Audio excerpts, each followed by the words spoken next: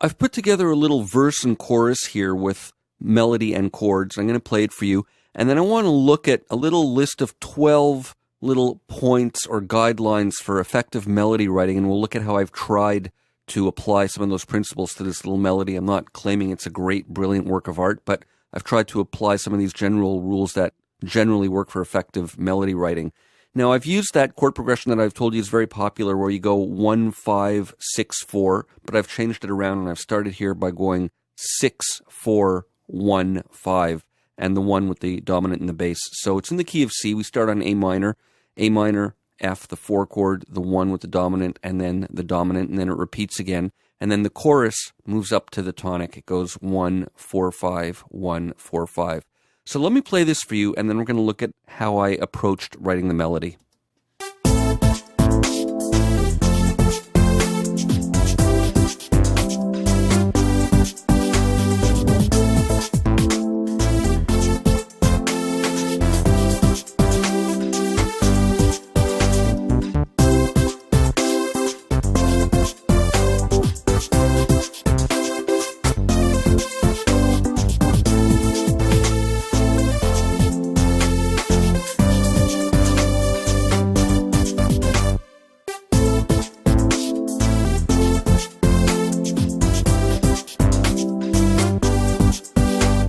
And so on, like that.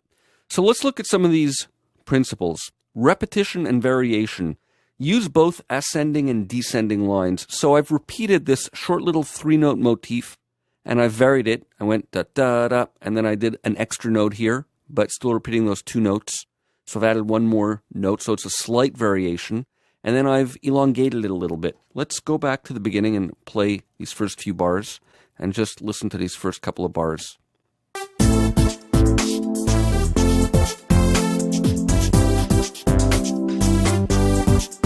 So here I've repeated that motif, and then I've repeated it a step lower. So I'm varying it melodically here, even though I'm using the same rhythm. So you can vary things either with the actual pitches or with the rhythm. Different ways of adding variety, and I've used an ascending line over here, but here it's descending. So I'm mixing ascending and descending movement or motion. Vary the length of the melodic phrases. Repetition is good, but too much repetition is dull and monotonous. So we need to vary the length of the phrases. So here I have a 3-note phrase, and this just has 1 more note, a 4-note phrase, but then I have a longer interpretation of that phrase here. And then 4 notes here again with, again, some long notes. So I'm varying using short staccato notes and longer notes over here. So a nice way of adding a variety to the length of the melodic phrases, and in this case, the actual note lengths themselves.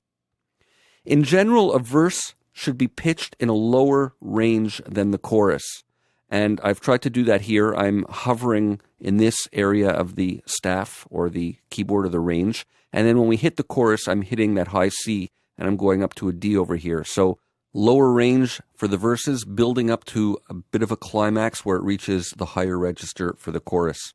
The next principle is a verse melody needs to feel a bit inconclusive, somewhat inconclusive, in order to keep the listener's attention and to make the listener feel drawn to wanting to continue. So I'm ending off here on the dominant. We have a half cadence because I want to have that anticipation leading into the chorus. And then we have that nice jump up forth to the tonic note. So it's a nice strong entry for a strong chorus after building the anticipation leading to it. Verse melodies work well if they don't emphasize the tonic. So this is an important point, and here we're hovering around A minor. You're not really sure if it's A minor or C that it's in, but I'm deliberately staying away from the tonic, the C. I haven't hit it once in the verse, and I'm really emphasizing it here in the choruses. It's on the strong beats and frequently beats 1, 3, 1, 3, 1, 3. Very strong beats and very repetitive, hammering home that tonic. Hit the tonic note more often in your chorus. Like I just mentioned, I'm hitting it all over the place here. Let's continue now, and I have some more notes. And number 7, use a reasonable range if the melody will be sung, within an octave if possible, or a tenth at most. So yeah, the narrower the range, the easier it's going to be to sing. And I've used a very narrow range for the verse here. It's just between a few notes. It's going from E up to, I think, an A is the highest note. That's a fourth. And then the chorus jumps up to C. And the highest note it hits is right here, these little appoggiaturas that E flat, so it's not even quite a full octave from this low E up to there. So I've kept it in a narrow range, and it's really in less than an octave. It just goes up for this one pickup note here once or twice and only hits once or twice up high like that. So a narrow range will make it easier to sing. Provide a clear sense of tonality. It's very clear from this that we're hitting that A minor here, and we're driving that C home here on the chorus. It's clear we're in the key of C. There's no accidentals in this whole verse and chorus, with the exception of these little appoggiatures here leading down to this C note. These are just embellishments or notes to dress up this C over here. So I'm not saying accidentals are bad, but there are no accidentals. There's definitely a clear sense of tonality here. Use a mixture of conjunct and disjunct motion. As I pointed out, some of my phrases are ascending and some are descending, but in addition to that, we can have conjunct movement, which means basically stepwise or scale-wise. Here I'm moving up the actual scale tones, and conjunct movement is more skips, larger leaps, larger intervals. We have the jump of a fourth over here, and we have some jumps within the chorus. We're moving a third over there. It's not a big jump, but it is a jump. So we have some conjunct movement mixed in with scale-wise, stepwise, disjunct movement. A little bit of both creates nice variety. Build a climax into the melodic contour of your phrase. Well, I've done that here. I've built a climax into the end of my verse. Even though it's not in a high range here, the contour is leading up to that G, which is, aside from the A at the top end of the narrow range admittedly narrow range that I'm using in the verse, but it builds up and then climaxes here in the chorus, and at the end of the chorus, that's where I'm really building my climax. We're on this big G sus chord, and it doesn't really resolve. We're going back to the A minor over here. This is where the verse comes back in, but this is the highest note in the whole melody, this D natural. So the big sus chord, the dominant sus, it's another half cadence, and it's pounding away on that dominant of the dominant chord, and then we go back to the A minor down in the lower register. Use ornaments to the main melodic tones. Now, I've used ornaments here, this little bluesy E-flat D, C, or D-sharp D, C, which is kind of a bluesy F7 kind of thing. It's just a means of embellishment to embellish that. But we can also use neighboring tones as ornaments around the principal tones, like this little build-up, the stepwise build-up, or some neighboring tones. And even here in the main melody, da-da-da-da, that C, even though it's a skip of a third, it's kind of a little ornamentation because the main melody note is the A natural. I can, in fact, when I repeat this the second time over here, I'm going to change this and lower it to a G. So it'll function the same way as an ornament to that A, which is the principal note in the melody. I'll play it again for you in a moment and we'll listen to that.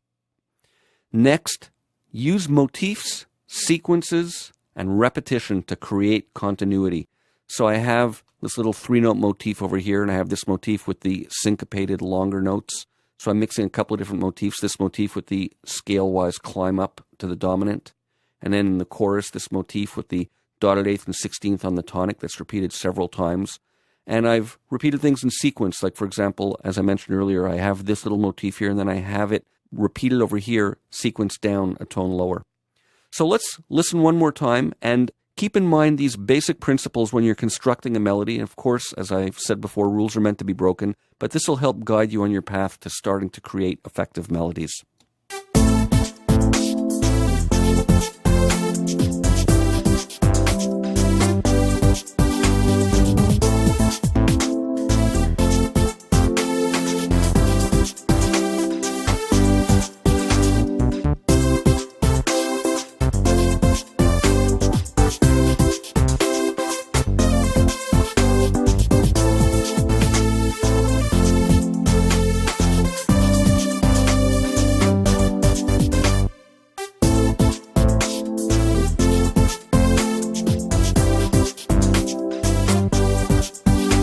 I just saw a couple of more examples of ornamentation and neighboring tones for embellishing the main melody.